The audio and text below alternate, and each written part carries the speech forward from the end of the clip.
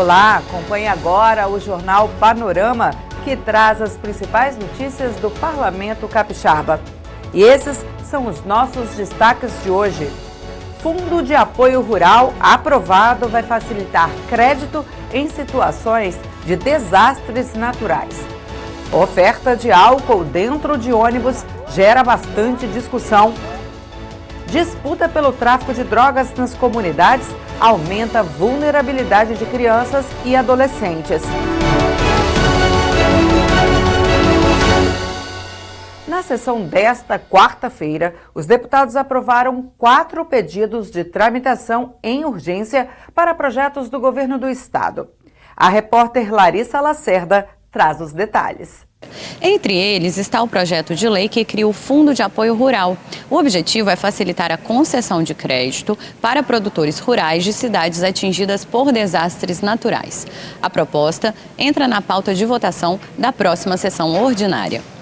E hoje, na fase da ordem do dia, foi amplamente debatido o projeto que obriga as empresas de transporte coletivo a disponibilizarem álcool em gel dentro dos ônibus. A proposta é do deputado Luiz Durão e tramita juntamente com outros 2 projetos, dos deputados Dr. Rafael Favato e Capitão Assunção, por serem iniciativas de teor similar. O relator da matéria na Comissão de Justiça, deputado Gandini, considerou o projeto inconstitucional por ser de competência exclusiva do Poder Executivo. Gandini sugeriu aos autores que o projeto fosse baixado de pauta para adequações no texto, de modo a viabilizar sua implementação. A sugestão foi acatada e o projeto deve voltar a ser analisado na próxima semana. Chegar num texto que a gente não interfira realmente na competência do governo, mas que dê uma diretriz para o governo fazer, entendeu?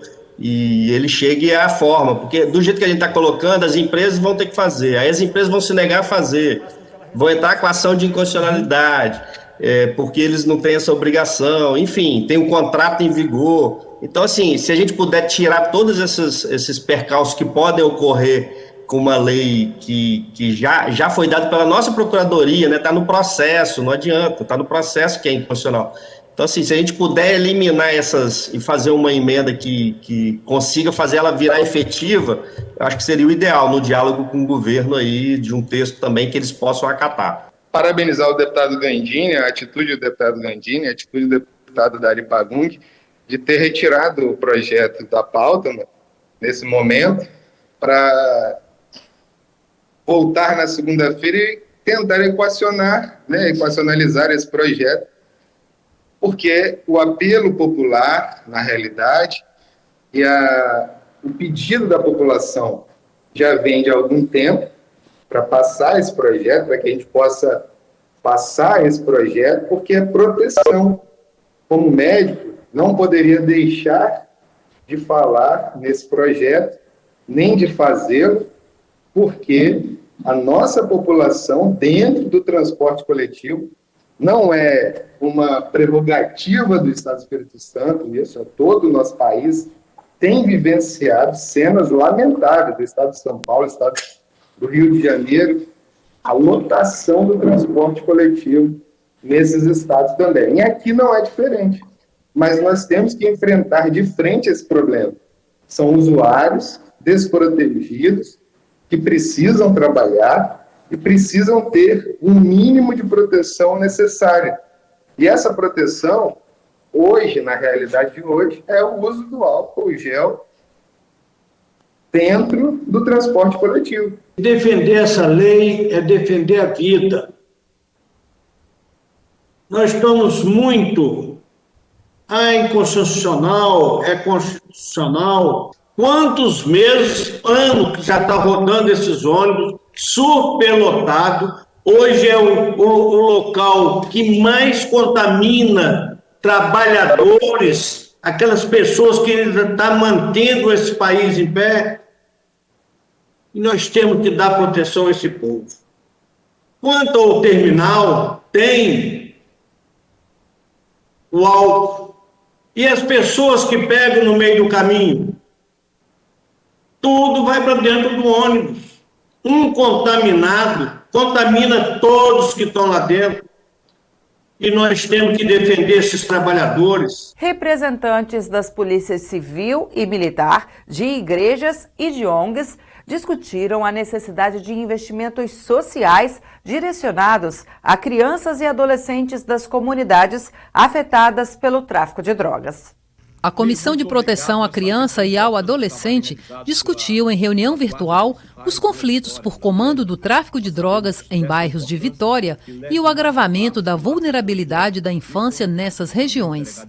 O presidente da CUFA, a Central Única das Favelas do Espírito Santo, destacou que não basta levar às comunidades a ação da polícia, mas é preciso também entregar a elas perspectivas sociais. Quando nós falamos da questão da criança e do adolescente que é exposta às questões das drogas, por exemplo, nesses territórios, nós estamos falando de pessoas que às vezes estão inseridas num ambiente em que a oferta dessas outras coisas são muito grandes. E elas acabam tendo poucas opções diferentes. Então, elas têm poucas escolhas para fazer dentro desses territórios, porque é preciso ter referências. Então, quando nós falamos de ambientes de favela e periferia, muitas vezes nós temos poucas opções para que essas crianças e adolescentes possam seguir. Representantes de igrejas também se posicionaram sobre investimentos sociais como caminho para tirar crianças das drogas. Nós precisamos retomar as políticas públicas, nós precisamos retomar os investimentos, nós precisamos retomar a tranquilidade nesse bairro. As igrejas precisam atuar como atuavam antes. Todos os projetos sociais também precisam atuar, então todos estão acuados. Se eu disser que eu só preciso da assistência social, que eu só preciso de investimentos nessa área, eu vou estar aqui com um argumento falacioso, porque eu preciso, de fato, desse equilíbrio entre os investimentos com política pública, mas também com investimento na segurança. E a gente precisa dessa aproximação do poder público com a comunidade. Essa é a primeira reunião que eu, enquanto uma autoridade aqui na comunidade, participo. Delegados da Polícia Civil e comandantes da Polícia Militar falaram de questões operacionais de enfrentamento e destacaram a complexidade do tema, que, segundo eles, está longe de ser apenas uma questão de polícia. As políticas públicas têm que ser colocadas, todas elas, tanto na área social, mas também na área policial. Com certeza, o combate que está sendo feito pela Polícia Militar, que é feito com auxílio da Guarda Municipal, que é feito pela Polícia Civil, principalmente pela DENARC. A gente tem que fazer esse combate inicial na ponta, que é o traficante na rua vendendo a droga, mas também é muito importante fazer um combate com inteligência, no seguinte sentido: quem que financia esse sistema? O tráfico só existe porque ele dá dinheiro, e esse dinheiro sai de uma mão e vai para outra mão. Não adianta simplesmente a gente todo dia lá e desarticular esse pequeno traficante que está com a arma vendendo na esquina, droga, e não pegar quem é o grande traficante. Da onde vem essa droga? Então, assim, eu acho que pensar essa política pública, tanto na área social como na área de segurança pública, é muito importante nesse momento. A raiz do problema são causas sociais e que deve ter uma abordagem diferente. Os recursos que nós gastamos no combate ao tráfico de drogas são recursos imensos e que a gente percebe ano a ano um agravamento da situação. Então, só nessa constatação a gente percebe que nós continuamos fazendo um caminho, né, e um caminho que não está produzindo uma resolução eficaz para o problema. O Colegiado de Proteção à Criança e ao Adolescente pontua que a questão das drogas vai continuar como uma das pautas prioritárias. Nosso tema é sobre os problemas envolvendo o tráfico de drogas em Vitória, que tem tido notoriedade nas últimas semanas. O papel do Legislativo é fiscalizar e ajudar no que pode ser feito. Ouviremos com todo respeito e carinho, desde representantes de moradores e de pessoas que moram nas regiões, a autoridades responsáveis pela proteção. Santa Maria de Jetibá, o município capixaba mais pomerano do Brasil, comemora 33 anos de emancipação política. O deputado Majeski falou sobre a data. Santa Maria de Jetibá, que foi emancipada há 33 anos atrás, em 1988, foi emancipada do querido município de Santa Leopoldina, né, naquela época.